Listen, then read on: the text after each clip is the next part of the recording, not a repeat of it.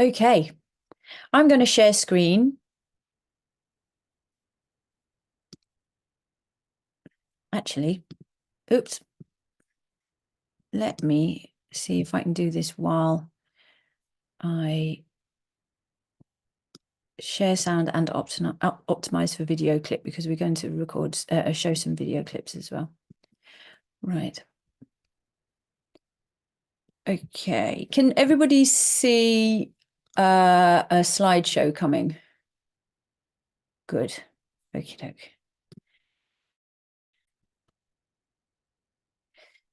Okay, can you see that? If I go like that, can you still see the full slideshow? Can see a single slide. Okay. And it's the Global Earth Exchange Facilitator training. The reason why I'm doing that is just because I need to look at a document at the same time so I can actually read. But as long as you can see what you need to see, then I think that we're all okay. Okay. So thank you again for coming to this facilitator training. And I think I'll start with why perhaps you would decide to practice an Earth exchange. And you can add to this when we have our talk and our Q&A bit later. It may be that the land that you love, the community that you're in, the place that you grew up, the mountains that you go and walk in, they're wounded, they're being damaged in some way. It may be that change is occurring and it needs to be recognized somehow by you. That may be, a human-made change or a natural disaster or something like that needs recognition because there's a relationship that's continuing. A place may be calling you, asking you to bear witness to it. It may be the opposite. A place has been deliberately shunned. It's been razor wired around. There's a sense of, not being allowed anywhere near it. Or the community has deliberately shunned it and decided that it doesn't want to know what's going on. So you turn towards that. It could be that your community has a strong sense that it needs to connect with the land and with each other in some way. And there could be lots of other reasons as well. And so we query the idea of how do we choose the site? And we first start with Wendell Berry's beautiful phrase here from the poem, How to Be a Poet. There are no unsacred places. There are only sacred places and desecrated places. And so the idea of the Earth Exchange really is about finding the sacred within what seems to be desecrated. There's very much a human emphasis on that, that the land is sacred and that some sort of action has tried to or has succeeded in desecrating that space, and that there may be a judgment in that. What's happened now feels desecrated. It feels unnatural. It feels unsacred. And we can sit with that and work out all of that. We can bring the judgments, we can bring the anger, we can bring the confusion, and also feel the potency of the sacredness of the land underneath that as well. It's all welcome. And so, yes, when we're choosing a site, it may be that it's really obvious, and it may be that it's something that the community brings to your attention, or that you just suddenly see it. And it can be very small as well as a very huge place or location. So, for instance, somebody did an Earth exchange at the site where the Millennium Dome is in London, and he did it for the whole of that land, which used to be wetlands, it used to be swamps, it used to support a lot of biodiversity, and then was drained and built upon and became the Millennium Dome. So the Earth Exchange was a historical one for the loss of the biodiversity, and it was a huge space. Somebody else did one for the quality of air over the Atlantic because of the transatlantic flights. And so that's a huge space where a relationship and a sort of ritual offering is representative of a very large space, or it could be very small. It could be a drain that's burst and it's flooded the road, and nobody's fixed it yet, and it's potentially just a small location. Somebody did an Earth Exchange in a part of their house where they tripped and fell and damaged their ribs, and became quite frail with that because it had hurt their body. So they did an Earth Exchange just at the particular point where they tripped, because before that they were feeling a lot of fear, they were feeling a lot of fragility, and they realized, well, I can't move house, I can't not keep walking through this place, I need to mark it, I need to overtly recognize this pain, this fear that I'm feeling in this location, and see what happens when I do that. So there's no right or wrong. There certainly is no value judgment about, well, I'm doing mine at a 60-hectare open cast coal mine, and you're doing one at a broken drain. All is welcome. All landscapes are welcome. And all contested relationships with landscape are welcome as well. So again, you might have the other end of it, which is you have a disparate group of people who come, who have quite different experiences of the same landscape. So you can choose. It's horrible to say it, but unfortunately we're in a world where I don't think we're at a loss to choose a polluted and wounded landscape. There are many around us, and in fact, when we begin to notice them all over the place. And it's like a radar that, instead of being sort of occluded and shunned culturally, we begin to start noticing these places and turning towards them. So the sense of re-enfranchising ourselves, where a certain way of relating to the land, such as making money from coal mines or the industrial estate, that is a place where people work, and it's a thriving, functioning economic hub, but actually there's air pollution there, there's rumbling of traffic, there's loss of biodiversity, it's all sprayed with weed killer.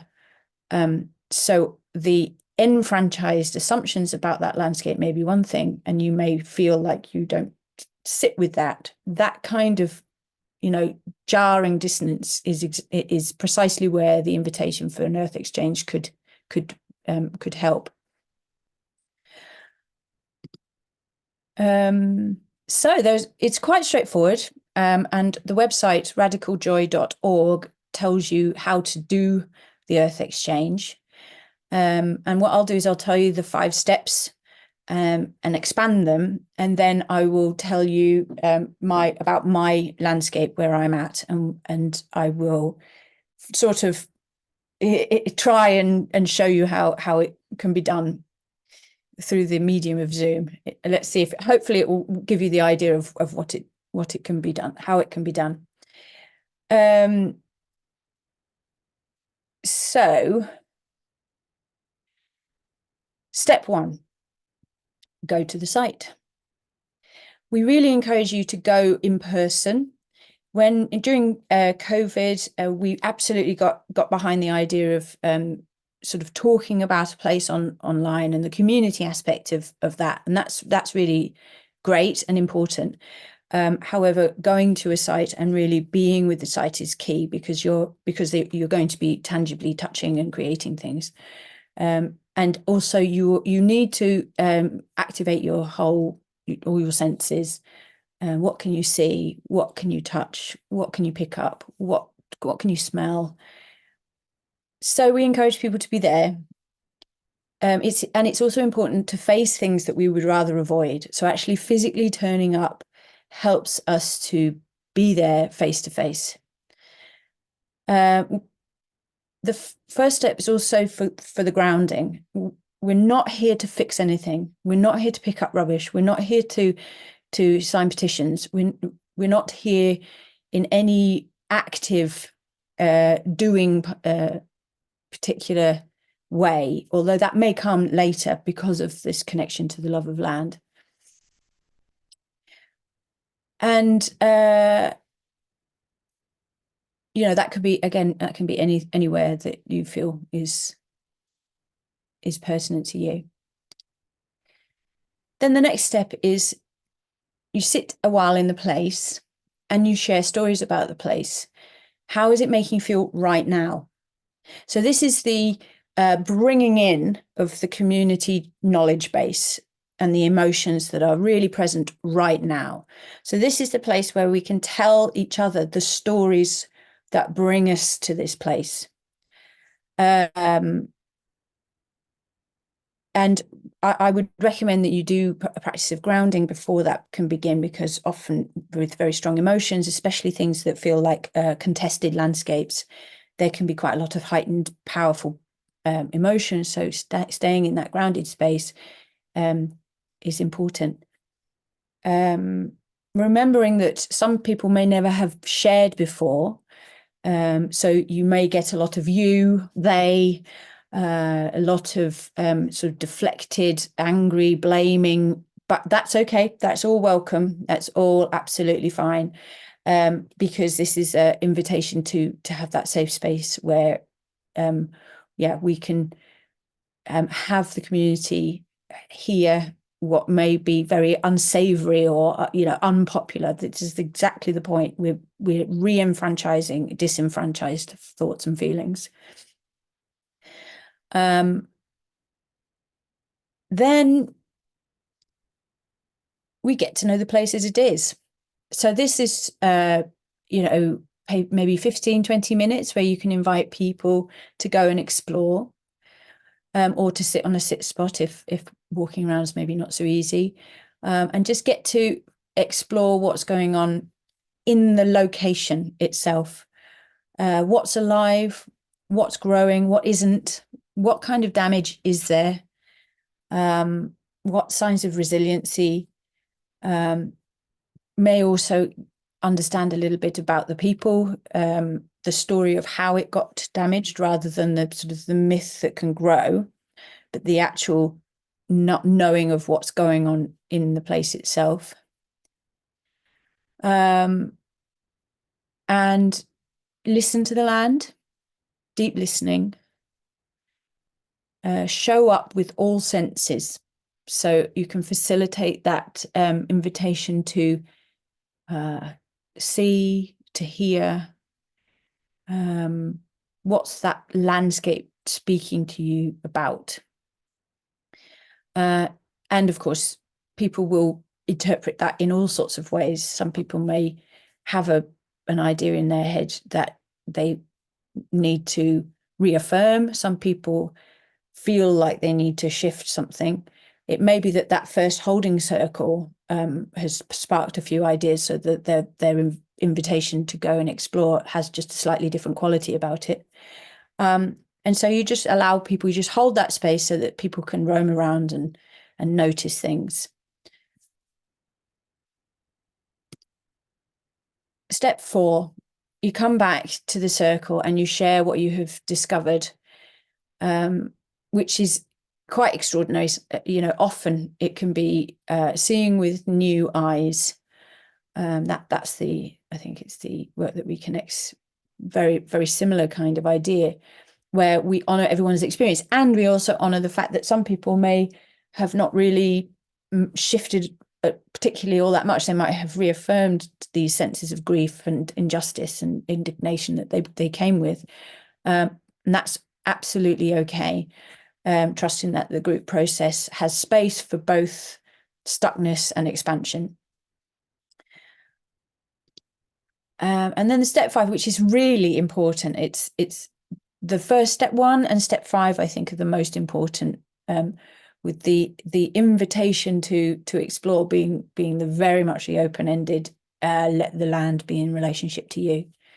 And step 5 is very much about giving back to the land in some sort of artistic ritual way. If there's a group, if you go on your own, obviously you create something that feels right for you. But if there's a group, you can invite a group process of making something. You can leave it as open-ended as that. Let's make something on the ground, a collage. Or you can be specific and say, right, we're going to make a bird shape, like the RadJoy bird, which I'll show you in a second, or a mandala or something. And you will find that, again, the group will come at that in all sorts of different ways. Some people are really used to land art and environmental art. Some people haven't got a clue, and they may just pick something up and put it down and think that's all they need to do. And so it's about modeling the idea that we keep going because we find what we find and we put it and place it. And so there's this land gives you the things that you want to put onto the collage as one invitation, but then the collage itself, the being of the art, grows and grows until it itself says, I'm done now. So there's this beautiful interplay between the land, the art, and the beings, which you can model and support. It doesn't have to be done in silence. There can be lots of, oh, look at that. I love what you've put there. Or I wonder if I should put this here. Oh, I see what you're doing now. I think I'm going to do this, and allow each other's offerings to, because it's the same artistic installation, ritual installation. They aren't like, this is my bit, this is my bit, this is my bit. You know, you can facilitate this merging, and that when you've done that, that makes me feel like I can put this here and merge these two together. Or so there's this wonderful merging, collective, collaborative experience in the creating the beauty. And the key is it must be things that you find on the site. So we'll talk a little bit about what to choose and how to be safe with that. It's okay, you know, in some locations to move things, and some things you really shouldn't.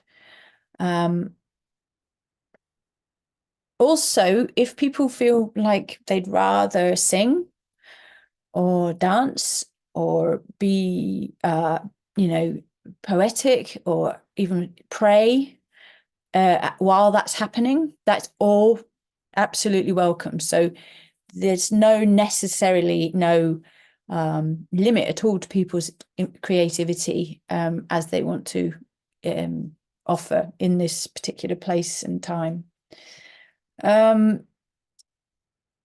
Also, yes, people can often go, oh God, no, I'm no good at this. I can't do anything that's going to be nice. It's going to look stupid. And, you know, everybody else knows exactly what to do. So there's a lot of self-limiting narrative.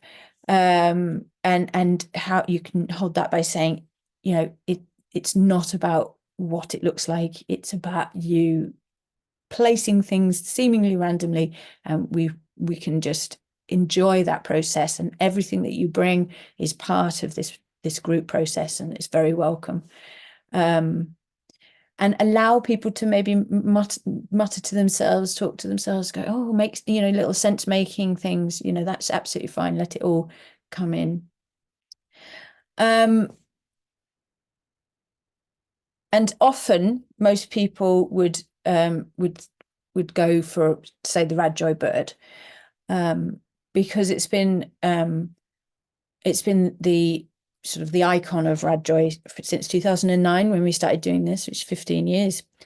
Why that? So in 2009, when the idea was developed for RadJoy, this idea of finding and making beauty in wounded places, the board members were putting together shared vision and putting large pieces of paper together, and they started drawing what they were sharing. And at first, and when they finished, they carried the painting outside to a little park across the street, and it didn't look like any sense at all. And then someone standing on a table with a bird's eye view of it noticed there was a shape of a bird, and then instantly everybody saw that. And it was like the bird facing all of this crazy wounded darkness and singing with its mouth open. And so that sort of intangible beauty was made through a seemingly unformed process. And the bird has become, it's got such mythological status in many, many different guises, as the doves, of the crows, of all sorts of different birds that really speak to us already. And so this really has added to that, and it makes a lot of sense to communities because of that shared understanding of what a bird can mean. That sense of transcendence, that sense of hope, that sense of nesting. It really can be a very powerful symbol to use.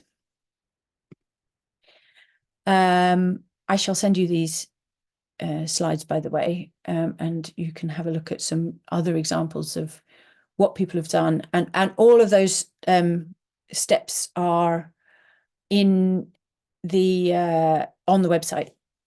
So I'm just going to go back over them, and I'm going to sort of tell you a little bit about this location, and I'm going to kind of enact it with all the bits and bobs that I've got on my table. So I'm at my wounded place, and I'm using my senses to look around. And it is my community. And I'm showing up for what I can see and what I can feel. And I'm sitting a while. And although I've chosen to do this on my own, I'm here on my own, I'm going to tell myself stories of how I feel about this place and how it makes me feel right now. So I've chosen my landscape in my little town. It's really been beset with a couple of quite major issues recently, which can be seen on the hills. There's a bit of a gap in the wildlife protection that farmers have been following between January and June, where hedgerow protection has been sort of part of the DEFRA legislation, and that ran out because of Brexit and the introduction of elms. It ran out in January, and the new legislation won't be put up until June. And so there's this window where literally there's no legal leg to stand on if you see any destruction of habitats and hedgerows. And there's a ridge at the side of the village where the farmer has done a lot of damage and ripped up hedgerows, and he's also been bulldozing rabbit warrens, and I can see it from my window. And I feel such anger and sorrow and loss, and then the feeling of how those rabbits must be feeling, or they probably died when he did it. And I can see it, and I can feel this sort of anger towards this one individual. So there's this individual feeling as well. And he's used Roundup to kill the grass. And I feel so sad and angry and powerless.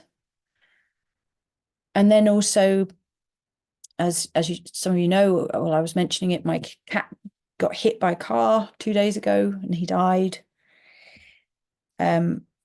And I feel really guilty because I've moved my family to a place where there's roads that can do that. We have to worry about speeding cars. I feel like that's my fault. And I don't feel anger or rage towards the person who did it, because it was an accident. But I feel like I've messed up, and it's cost him his life. And this is my community. You know, I know a lot of people don't like cats. And I know other people have had animals die on the roads, that same road. I know that there's a perennial issue with the fact that people speed on that road. So there's these pains, and the community is feeling it. And I feel I'm sitting here by myself, but I feel that there's a communal kind of upsurge of wanting to mark this and note this. And it makes me feel a mixture of rage, helplessness, guilt, and a sense of like, right, we've got to do this. We've got to come together and notice what's going on, and let's do something about it. So I feel quite like jittery and an urgency.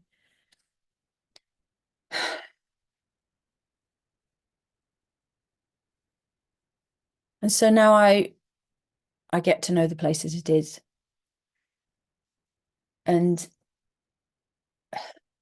I noticed that the farmer has now, he was seeding his field yesterday.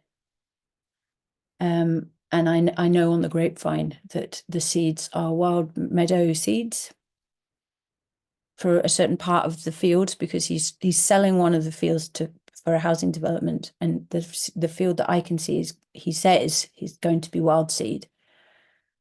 So I noticed that. And I noticed that there's now no sign whatsoever of where the rabbit warren was at all. He's smoothed over and he's backfilled it with topsoil. I see that it's rained, and so the mark of blood where the cat was hit will have been washed away.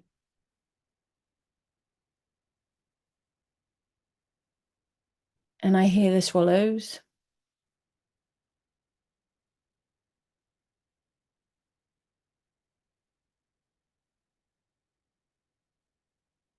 And I hear the slow cars on that road.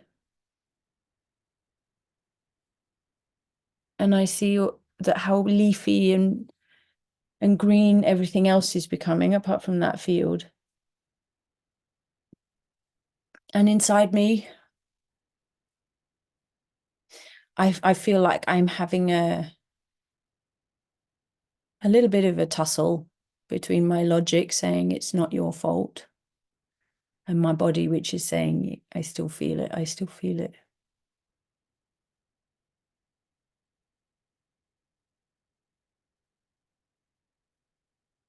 And I notice that there's a community of people who care around here.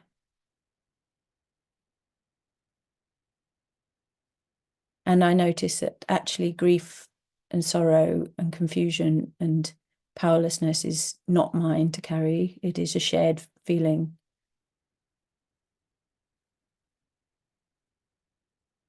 And that's giving me a sense of acceptance.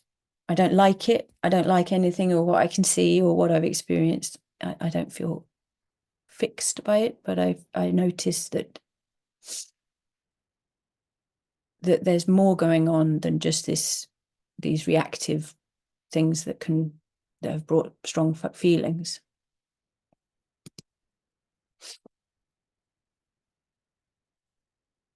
And so that's my sharing as well. And then making a gift of beauty for the place. So here is a little collection of things that are very indicative of this landscape. Here's a poo bag. Have to have a poo bag in a small community. So I'm going to tie that, and I feel like that's going to be like the eye of the bird. And I found this woodpecker feather. And that's going to be part of the wings. And stones and bits of pottery. And a little stick that I found that makes me think of little Tiny Tim from Christmas Carol. And I build a little bird. I'm building a little bird here as I speak. And then I take my flag if I have it. Sometimes you have it, sometimes you don't, and I place that somewhere next to it. And allowing the picking up of all the things. So I have my cat hairs still on me, so I can put them on there. And maybe a handful of soil from the field. And I can place that around in a circle, so it's enclosing the whole thing. And I just build and I build and I build from what I find there. Maybe leaves that have fallen, there's been high winds, so there's lots of bits of leaves that have come down, so I can use those. And then I step back and I think, oh, I've made this out of this place. This place has made this beauty, and I've been able to be part of this landscape. And then at the end there, although it's not necessarily written in the steps, there could be a very important time of integration where you can spend some time as a group saying how they feel right now.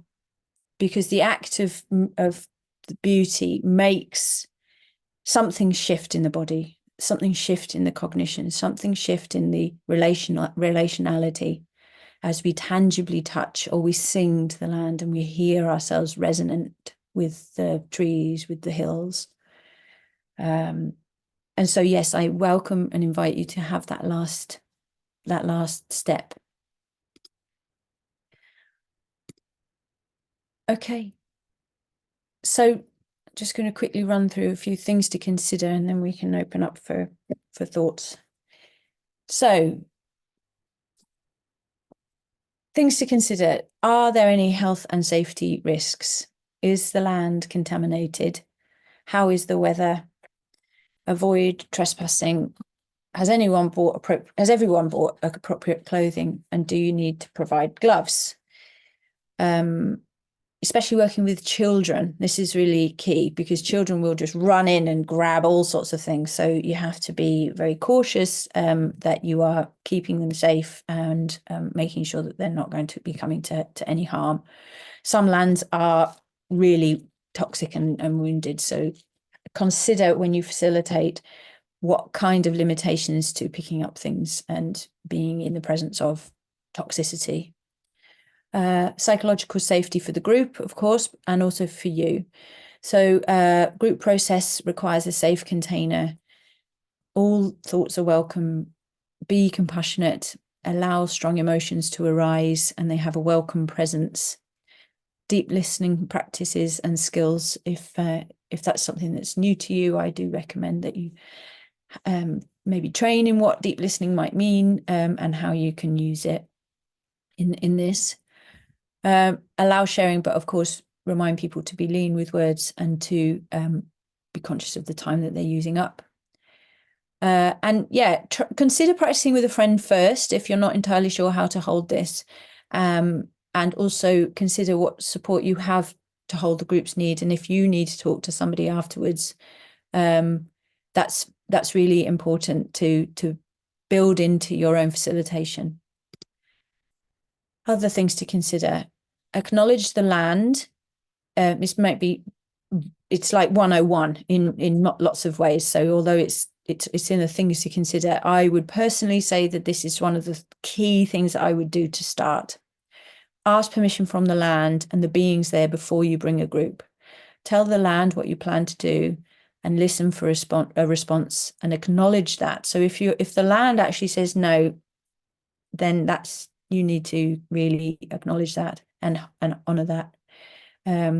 as I said, alas, there are plenty of places where we can practice this.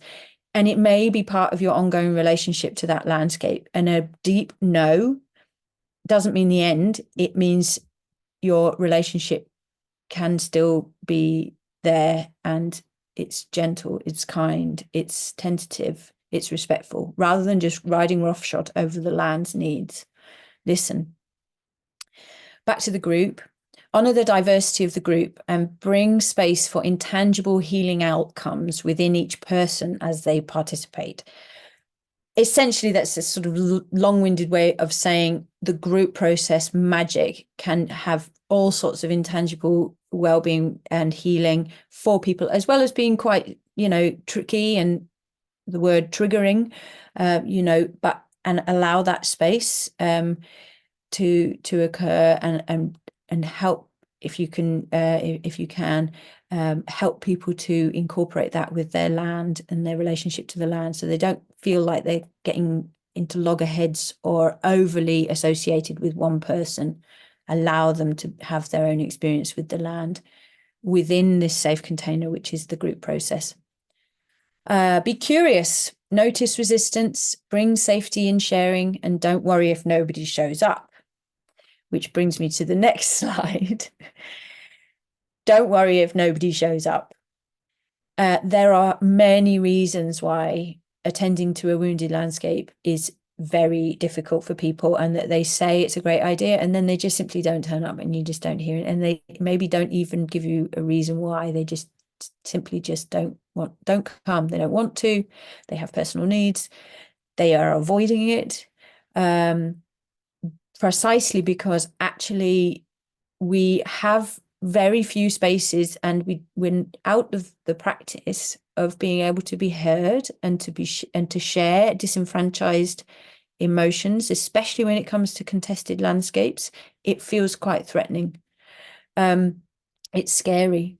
Also, pent-up emotions are pent up for a reason, and to let them out in a group can be really, really scary, and maybe they feel too overly attached and emotional to the situation, and they don't know how to show up to be able to process it. We also simply are working counterculturally. Culture at the moment, cultural norms and narrative norms are trying to say, oh, stay positive, it's fine, progress is great, it's all about economic growth, stay positive, don't be moody, and don't be a doomster, or whatever it is, a climate doomer, or I can't remember what the phrase is. And it numbs us to our feelings, because we think that the only enfranchised, the only acceptable way of feeling anything is to be positive. And when we actually want to say, I'm fucking mad and I'm really hurting, and I know this is not okay, and no, I'm not going to say that somebody's process is their process and it's none of my business. That is hard. So meeting people at this space where they have the ability to share that is scary, and often people just choose not to come. So, okay, let me just look through. Okay, so I would love to share with you this video, if that's okay. I'm going to have to stop share, and then I'm going to start share it with a video.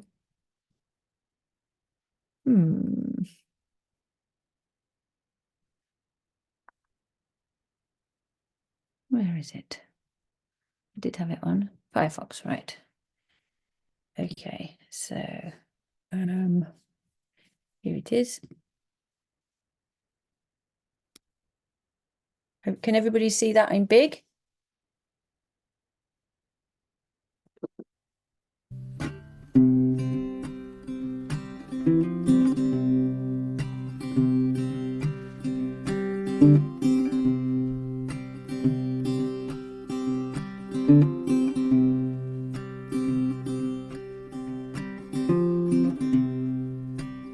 Deep roots and strong ties, these are the things that keep me here. Deep roots and strong ties holding the ground beneath my heart.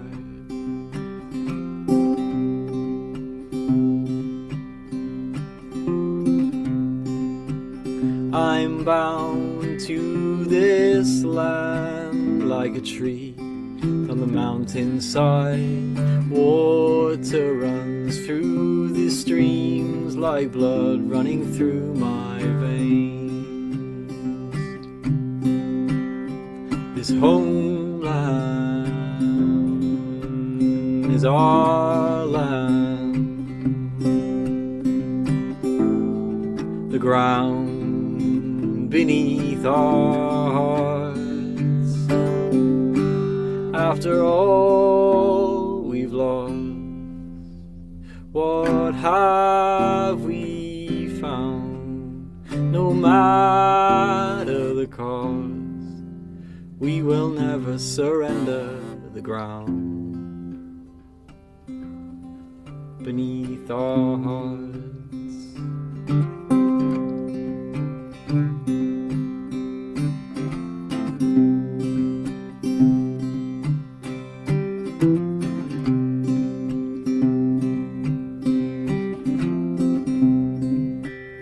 Deep roots and strong ties, these are the things that hold me here. Deep roots and strong ties holding the ground beneath my heart. Hold on to the ground beneath your heart. Hold on to the ground beneath our hearts.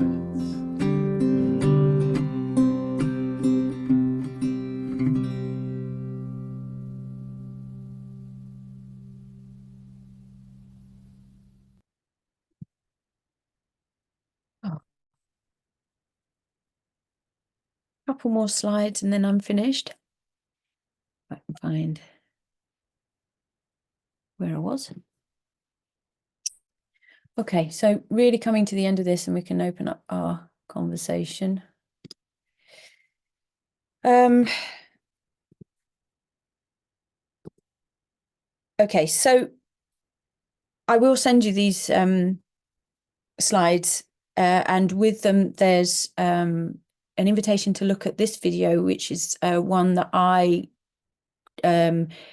created with Plum Village UK in 2022, I think it was. I was at a clear-cut forest in France and basically went through the whole process again in that place. So you're very welcome to watch that and get another idea of how the process can work. And the Global Earth Exchange happens every year, but you can do it any time, in any place with you or with your friends or with your family at any time, wherever you find a place that feels like it needs that finding and making beauty. We do a global Earth Exchange, which is what you've seen the photos of, once a year, around about the solstice. So this year it's going to be June 15th. And the first 75 people to sign up get a flag. So there's the link, which I'll hand to you, and then at the bottom there's the donation link as well.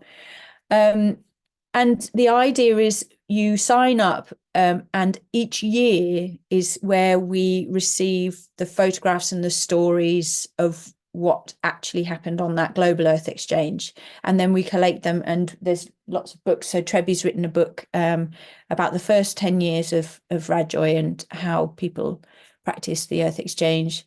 But yes, it's something that you can do everywhere and anywhere. And my suggestion is, practice it a couple of times before you do the big thing in June. And I think that's coming to the end of the slides, I believe.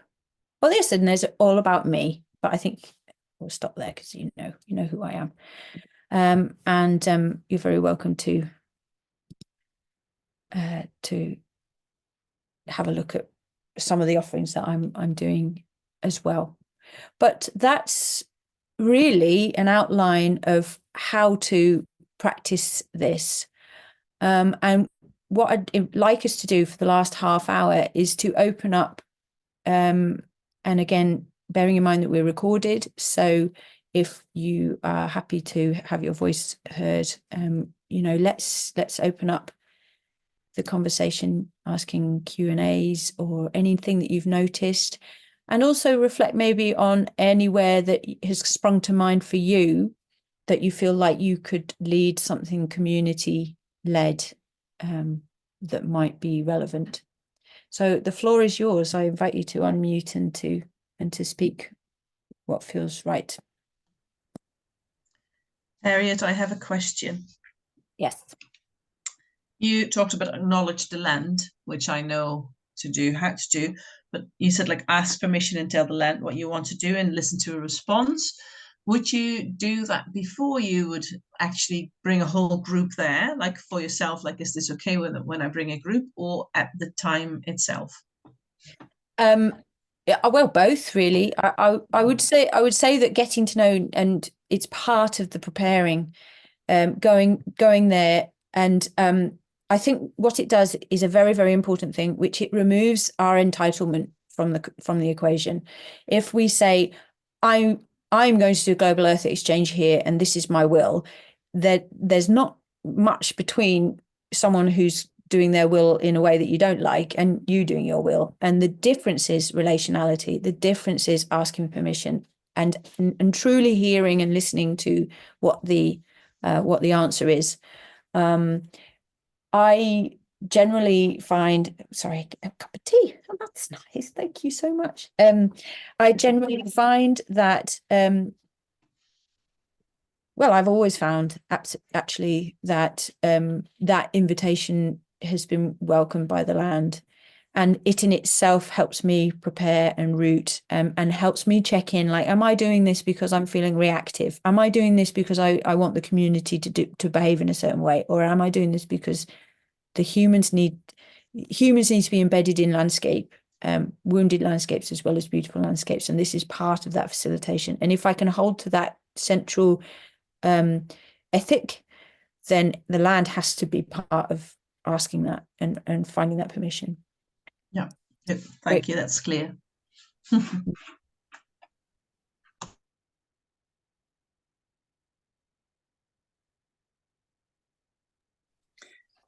Something I noticed was when you were sharing, Harriet, your range of feelings about the land opposite you and the farmer.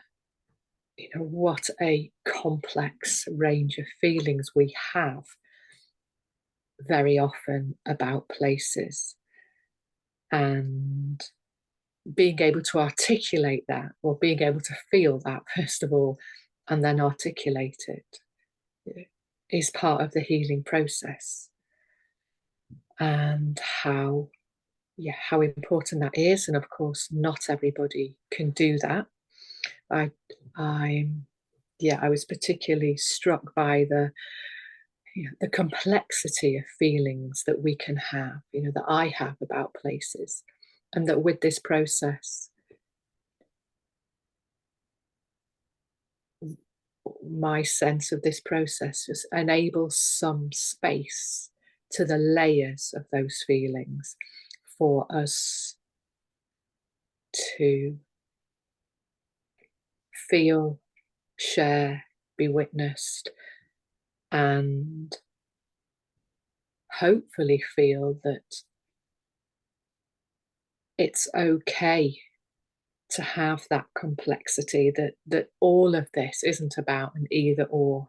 It's like, yes, these matters, just being alive in these times is complex. And as we meet the layers of what we're feeling, this isn't the only thing that's happening. There's something underneath this, there's more. And to be witnessed by the land in that, both to be witnessed by the humans and witnessed by the land in that, I'm struck by the potential power in that, and the potential healing for both the person who is sharing, but the group as a whole, and the land itself, as we all show up together as we are, to whatever degree we're able to do that. Yeah, beautifully put. I love that. It's about layers and sort of heterogenizing the narrative.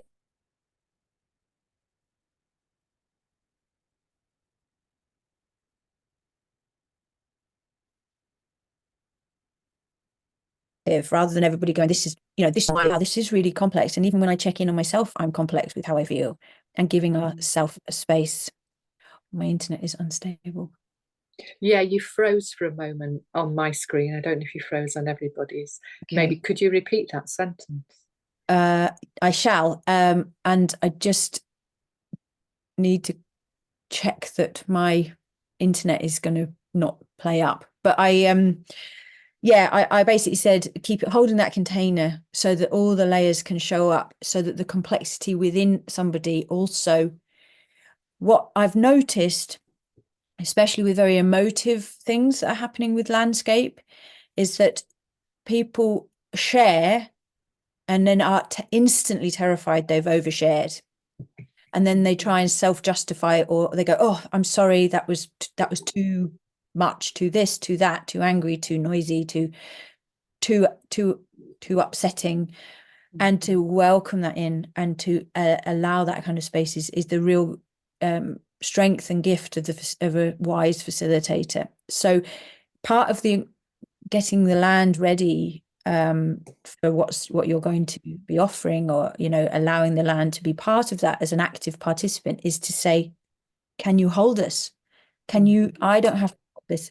The land, you are wounded, you are mirroring the woundedness inside me too, and you can hold this in a way that I can't. Can you help me? Can you be my co-conspirator, my guide with this? And yeah, allow those layers to arise, and both the beautiful layers as well, when we offer beauty and see what happens.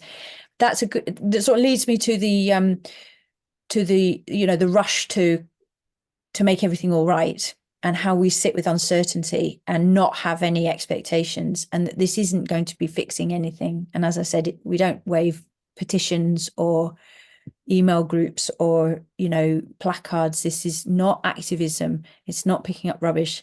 In fact, making things out of rubbishy things that you might find there and then leaving it is really difficult. It's a difficult process, but it releases so much about control.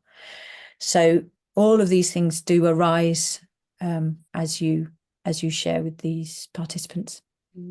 I can see the one about not doing a litter pick being really challenging, particularly with quite a few of the groups I work with, because there's, we do that in some places. It's an intentional thing that we do. So I can see that to leave what we regard as rubbish, be an interesting one for me and the groups around here to work with.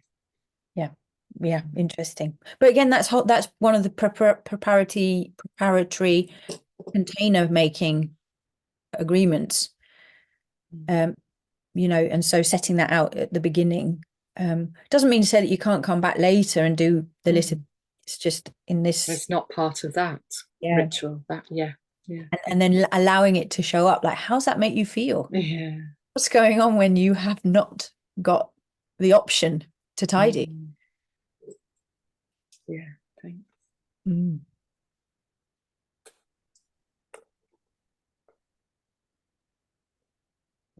Wendy, I've got a question. I'm just wondering if you can tell me if this is too far out of the remit.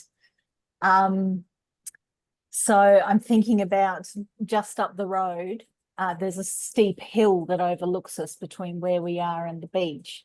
And it's in the last few months, they've completely demolished everything on it and putting in a housing estate on the side of a hill. And I notice the anger that I feel, and then feel, oh, this is interesting, because obviously this was the process for the house that I'm living in down the road. And this is what was done. And what continues to be done is there's been earthworks and all sorts of things going on in our own backyard. And then there's the whole thing of realizing that I have ancestors all over Queensland, which I hadn't known about. And I've been wondering how to, what is my role here? Why am I here? How do I offer reparations to First Nations people? How do I acknowledge my ancestors? And I realize another part of this whole thing is I'm watching what First Nations people watched as it all unfolded here for them, you know, only 200 years ago. Can I bring something to my own backyard that is like, even if it was just me, I do have neighbors I could also ask, but even if it was just me and saying my ancestors' names and noticing that whole process in my own backyard and the layers of connection and everything it represents, and then, you know, doing that whole thing you talk about, noticing what's there, finding the things to make the bird from the backyard. Is that something that would fit within that? Sure. The whole process? Yeah, that's absolutely, that's pretty much how the RadJoy sort of ethos began, where it was realizing that the land was changing radically, and people's lack of connection to the process was causing this kind of woundedness, this occlusion. And communities do need to be part of what's going on and having a space to be able to say, I've got these feelings, you know. And I think bringing in what you said about how the First Nations would have been witnessing and feeling possibly very similar emotions, that's absolutely right and welcome. And I think it also touches on the sense that this is yours, this is your process, you know, and that there's a sense of understanding that comes from it, but you're not taking or appropriating their process, but there's this compassionate understanding. You're walking at least in some way on a parallel path with them because you're witnessing what's going on. So yes, I welcome that. And also because it's a process, obviously they've clear cut, then there's going to be the preliminary building, and then there will be the building. So this is something that you can do over and over again. And community, because the community will be witnessing this as well, it may be something that they would also like to do. So yeah, it sounds like a lot as well, because you're bringing in your own history as well, and your own ancestral narratives as well. But it's all welcome. It's all welcome for sure. Okay, thank you. And I can hold a lot, so yeah.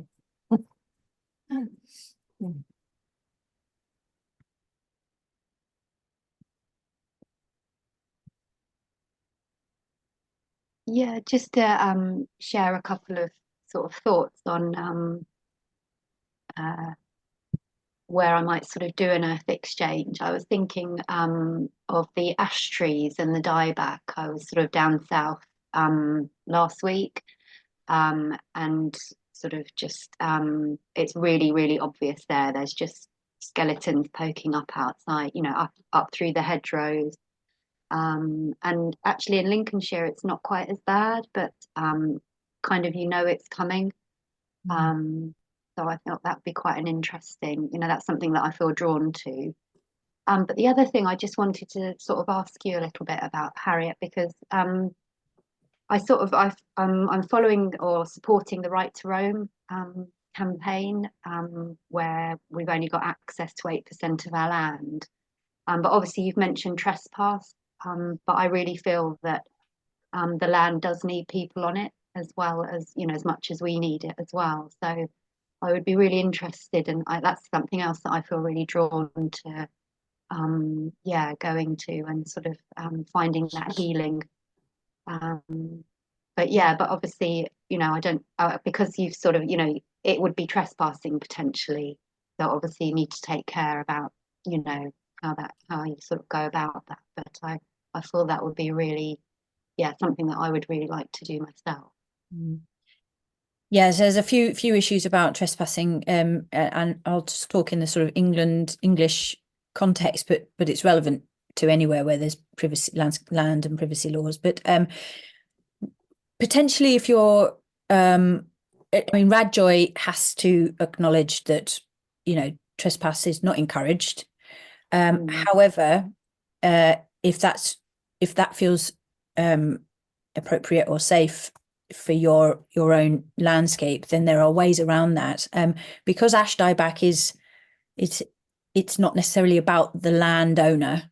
It may be that having any kind of contention which brings in land ownership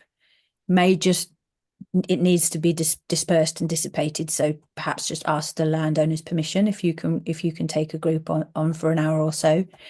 It doesn't mean that the trespassing issue isn't there. It just might be that you've created a safe container, because of course we don't want people to suddenly feel at risk if there's land and then there's a big conflab about, and you know, confrontation about something that wasn't necessarily the remit. It doesn't mean that it's not important to discuss or to be brought in just by someone.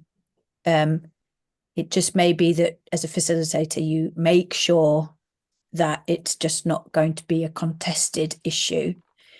However, Earth Exchange is about the trespassing situation in England. Really, I think it's got a huge amount of potential. And I've been following the Right to Roam situation as well, and I think it hasn't been done yet, but I think that it could be a hugely cohesive and strongly emotional practice for something like the Right to Roam, actually. And yeah, maybe we can talk about it another time. We could have we can do a few all over the country all at once as part of the project. Yeah, because I love the idea of the bird as well, because obviously they, you know, there's no barriers to birds, but also the Right to Roam has the crow, don't they, as well in there. So yeah. So yeah, interesting. So yes, if trespassing is something that you can remove from the risk, then go for it. But a RadJoy Global Earth Exchange because of trespass to address trespassing, that's fascinating, and yeah, could be very interesting. Yeah, thank you. So how are we? We've got 15 minutes left, and I wonder if there's any more thoughts or sharing that you'd like to share, any more questions that you have that I can hopefully help with. I haven't really told you about the history of RadJoy, which I can tell you a little bit about, unless you've done, you know, you've researched it already. Anything that you'd like to bring up for the last 15 minutes? I would love to know about the history, but also on June the 15th, are you looking for people to I think you said you were looking for people to contribute. Can you speak a little more about what you might be looking for from people to yes, demonstrate what they've done? No, so the idea is that June the 15th is the day of the year where everybody can go out and do their Earth Exchange all at the same time, all around the world. And then you upload the story to the website radicaljoy.org. And I'm going to share in the chat the link to sign up. And that's Eventbrite, and you will get a reminder. And then I think if you follow that, you can get to the Radical Joy. Hang on, let me just get this. Where you can then tell your stories. In fact, I'll give you this as well. This is the radicaljoy.org page where you register as well. And in there will be a tell your stories afterwards, and you can upload pictures and things like that. The donate is literally, it's just a free to donate. If you're running something, you know, and you'd like a flag, or you just want to donate because it's a charity that does this kind of eco-psychology, eco-spirituality, you're very welcome. So then you can totally do it for free if you want to, but we really would welcome any money. I mean, it's just, things aren't free. So please do donate. And also, when you do facilitate, please encourage people to donate as well. That would be really welcome. Yeah, and I'll tell you a little bit about RadJoy. So it's quite a beautiful sort of origin story. There was a Nida First Nation gentleman who was also an engineer, and one of the jobs that he was given was at a factory. It was a disused factory that had an enormous pile of rusty sort of iron slag next to it, and his job was to remove this slag and replace it, and to sort of refresh, repurpose this place. And he looked at it and he said, "I'm going to conquer you." And as he said it, he suddenly had this sort of crashing moment of like, this is the land that's been wounded and has been orphaned from the cycle of life. And he suddenly realized that what he wanted to conquer, this kind of disenfranchised, orphaned part of the land, was actually no longer had earth processes, biodiversity, you know, ecological processes as part of it. It had been processed so much by the humans that it was now just this sort of toxic waste. And he'd completely changed his relationship to it. And so he started tending to it and making it look, you know, beautiful. And he started this beautiful relationship with it. He didn't change the toxicity of this hyper processed slag, but he changed his relationship to it. And he then shared that story with Trebby Johnson, who was the founder of Radical Joy for Hard Times. And she then realized that this could be a central tenet of this charity, which is essentially finding these places, finding these wounded places, these orphaned places that have either been shunned by us communally and culturally, or who are struggling to reimagine themselves as part of the biodiversity and ecological processes of the untouched natural world. And so that's how RadJoy was born. And we've now had these rituals of reconnection and giving back beauty all over the world. And it's really taken on a great deal of meaning, because people are finding more and more that there are these wasted, forgotten about, polluted, damaged places in the landscape all around our communities now, and they're very easy to see. And I think as climate anxiety and the sort of awakening of realizing what's actually going on to the climate and to biodiversity has ramped up, so has this need and this wish to turn towards the challenges.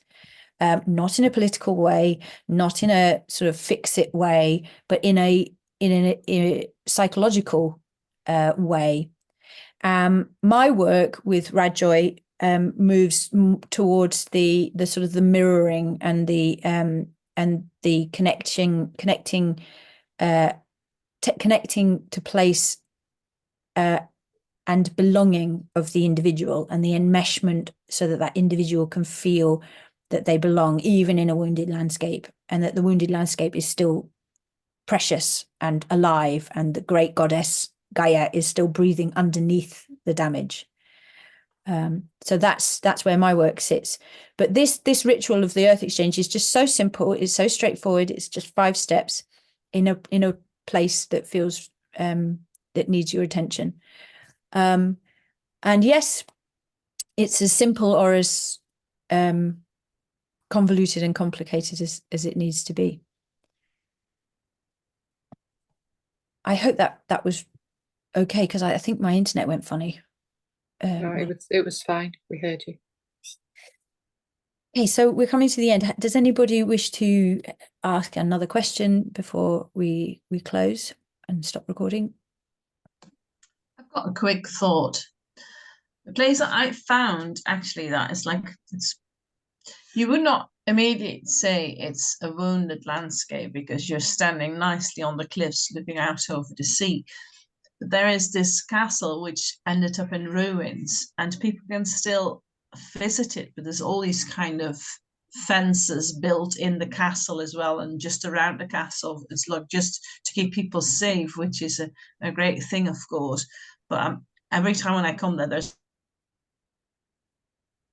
a lot of pollution, like all rubbish is just thrown into the castle. But like on the other hand, nature is taking over as well.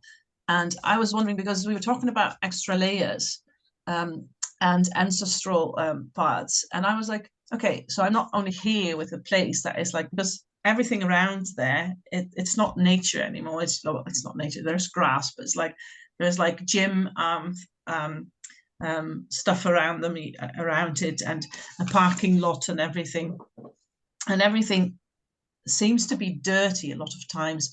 But I was mainly thinking about as well, like, it looks like beautiful nature, but there's also that castle that ended up in ruins and nobody seems to take care of it. So even while that castle was built by people in the early days and probably has damaged some of the nature, now I also feel that there is a different layer of like almost a cultural